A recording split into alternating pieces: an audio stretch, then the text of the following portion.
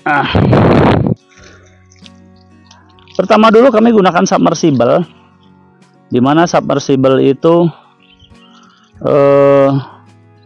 kita gunakan 2 unit dengan 2 PK, jadi 24 jam nonstop, sehingga 2 jam nyala, 2 jam mati, terus bergantian.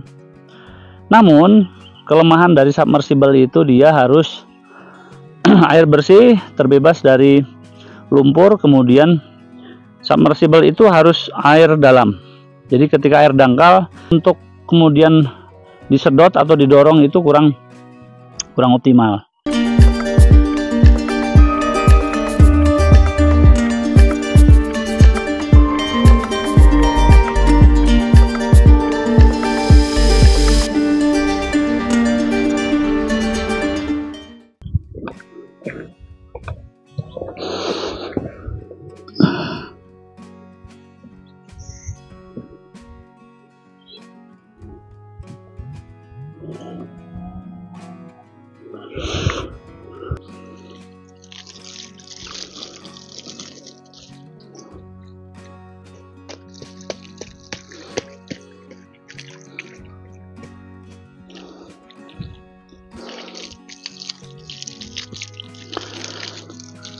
Assalamualaikum warahmatullahi wabarakatuh. Pagi ini kita ada di kebun alpukat Panjalu, dan pagi ini kita sedang melakukan pengocoran dan perbaikan sistem irigasi kita, di mana beberapa video yang lalu kita kembangkan irigasi dengan sistem irigasi tetes. Irigasi tetes kita menggunakan selang 7 mili yang kita masukkan, kita konekkan ke pipa 20 mili, dan kita menggunakan pipa HDPE. Dan kali ini saya mau bercerita, kita sedang melakukan perubahan dari pola irigasi tetes tersebut menjadi pola irigasi kocor. Namun sebelumnya kami mau ceritakan beberapa hal tentang bagaimana kami menaikkan air sampai ke titik ini.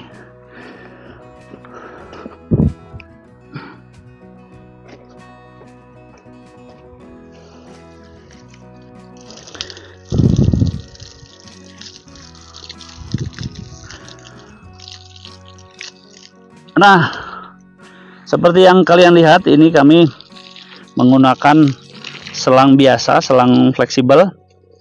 Dan ini kenapa kita pilih? Karena memang fleksibel. Jadi kita tarik sono sini. Jadi ujungnya itu dari pipa HDPE ada keran, terus kita gunakan selang seperti ini agar mudah kita pindah-pindahkan. Dan ada beberapa hal yang kami bisa sharekan, yaitu ada 3 cara bagaimana kita menaikkan air. Bagi kalian teman-teman pekebun, air itu sangat penting dan sangat vital, terutama di fase-fase persiapan pembuahan seperti ini. Ini kohe yang sudah terfermentasi, dan ini harus dihancurkan sehingga mudah nutrisi terserap, dan pelarutnya adalah air. Jadi jika air itu tidak dominan, maka tanaman kalian akan merana. Dan yang paling bagus itu adalah ketika musim kemarau. Ketika musim kemarau, lakukan pengocoran dalam jumlah yang cukup sehingga nutrisi ini benar-benar terserap ke pohon dan optimal.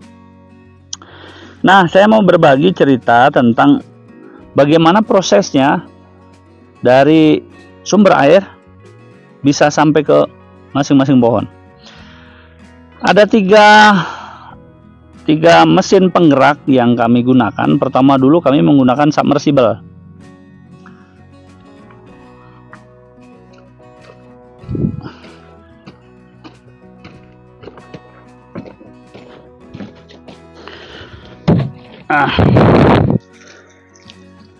Pertama dulu kami gunakan submersible, di mana submersible itu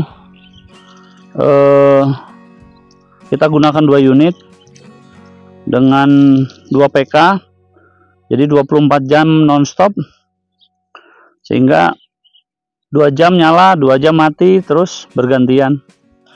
Namun kelemahan dari submersible itu dia harus air bersih, terbebas dari lumpur. Kemudian submersible itu harus air dalam, jadi ketika air dangkal untuk kemudian disedot atau didorong itu kurang optimal.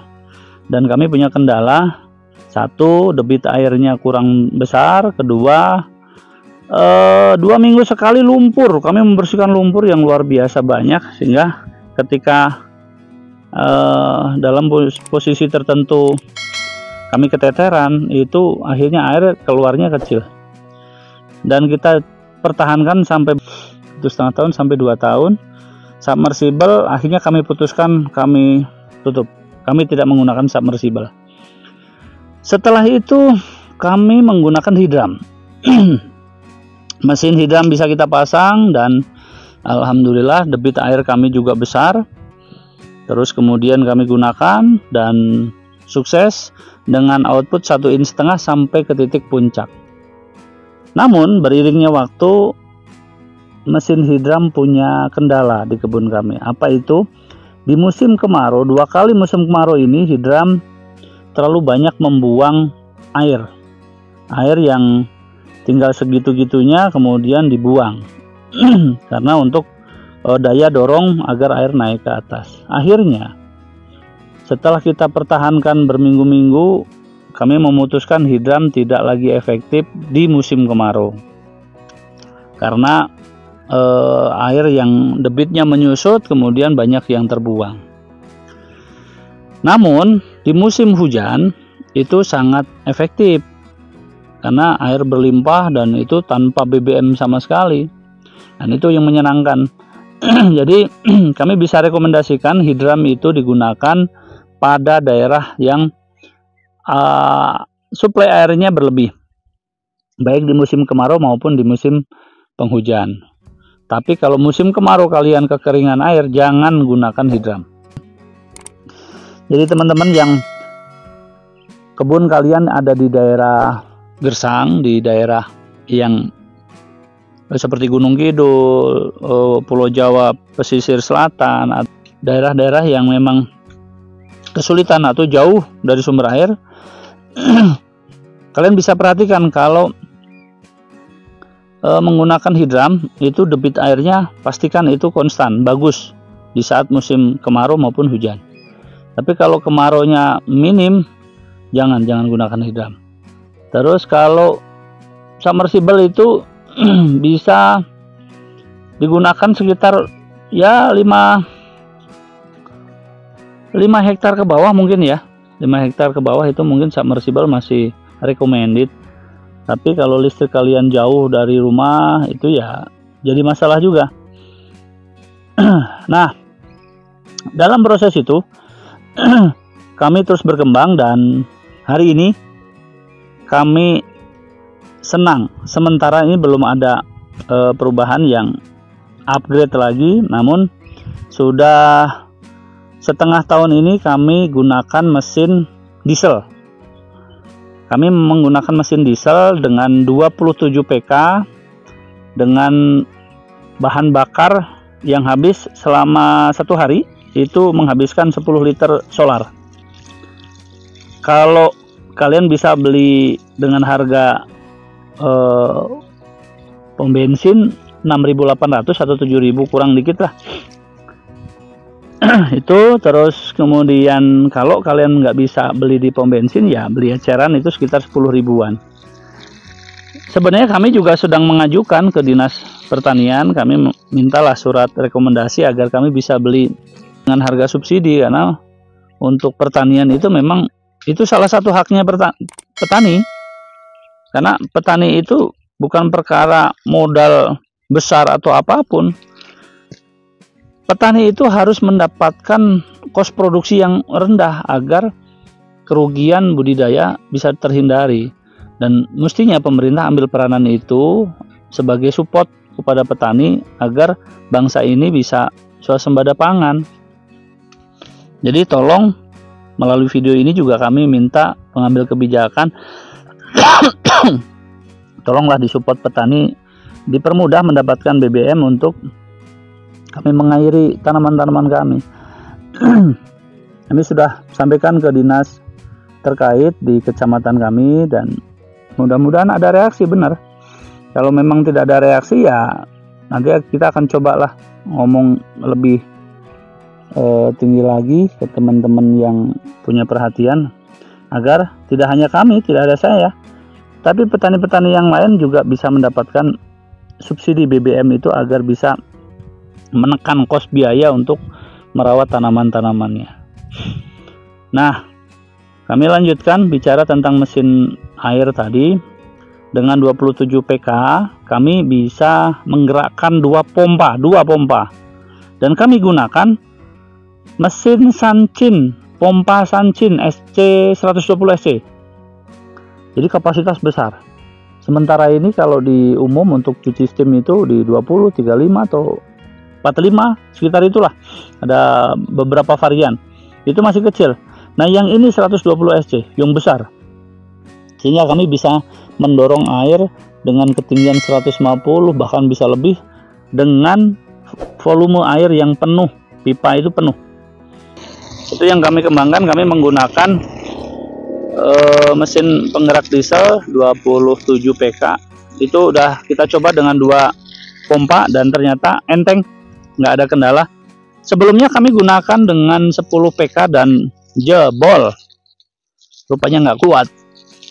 Nah, memang 27 PK, 30 PK itu kita beli ya jangan baru-baru lah. Kalau baru sih kayaknya sekitar 35 juta kalau Yanmar. Kalau Dongpeng mungkin di bawah itu 15-18. Tapi bekasan banyak kok, bekasan banyak dan itu cukup mudah dan murah. Awalnya kami tidak berani gunakan diesel karena kami belum punya mekanik yang paham tentang perdieselan dan itu sangat menguras energi. Nah, sekarang kebetulan mobil saya diesel dan udah sekalian. Ya, alhamdulillah di tahun ketiga ini untuk irusan irigasi di kebun kami sampaikan clear. Kita sudah bisa tidur nyenyak bicara tentang supply, bagaimana menaikkan air dari lembah sampai ke embung atas. Jadi itu salah satu cerita kami. Teman-teman bisa mengambil hikmahnya tentang bagaimana mencukupi air di kebun masing-masing. Terakhir kemarin saya ke Kang Agus Widodo di Pati dan beliau juga kami sarankan untuk menggunakan mesin Sanchin dan alhamdulillah sepertinya hari ini beliau sudah pasang, bahkan beli mesin Sanchin yang baru.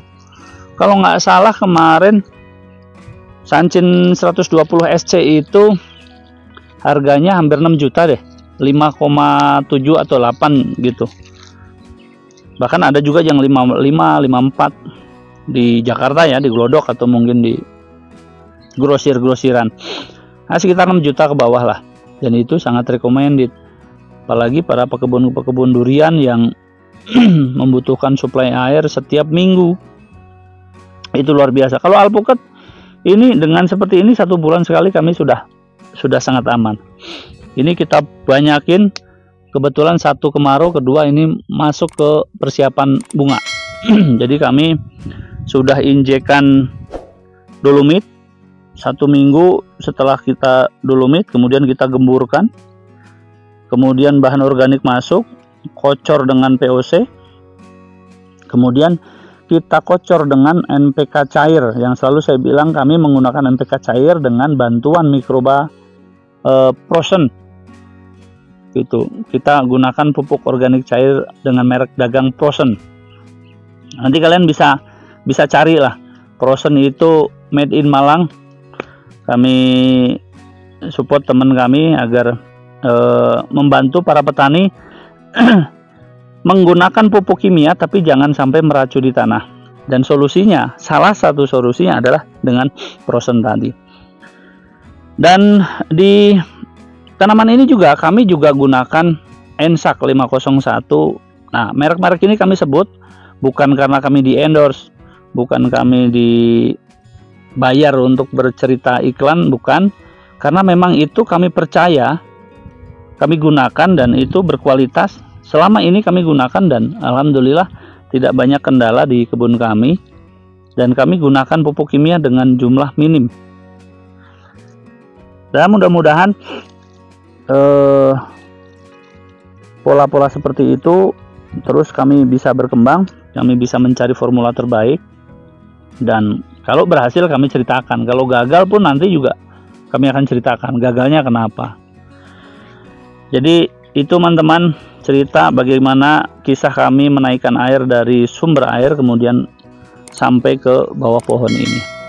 Dan kami yakin nanti di tahun-tahun keempat, kelima, keenam itu kami sudah sangat berpengalaman untuk menaklukkan persoalan-persoalan teknis di kebun kami. Tetap semangat mengembangkan tanaman-tanaman buah, dan ayo kita buat Indonesia ini jauh lebih maju pertaniannya. Dan kami doakan mudah-mudahan kesulitan kalian, kesulitan saya diangkat sama Allah, diselesaikan secara bertahap dan meninggalkan hikmah pelajaran. Saya pun demikian. Saya banyak melakukan kesalahan, banyak melakukan perbuatan yang tidak baik. Kemudian kami berproses dan masalah-masalah itu diangkat oleh Allah, dan selayaknya kayak kita memperbaiki diri terus-menerus. Yang masih banyak hutang, yang masih banyak tanggungan sama saya juga, mudah-mudahan segera diselesaikan, segera dibikin ringan dan dibebaskan dari hutang-hutang itu.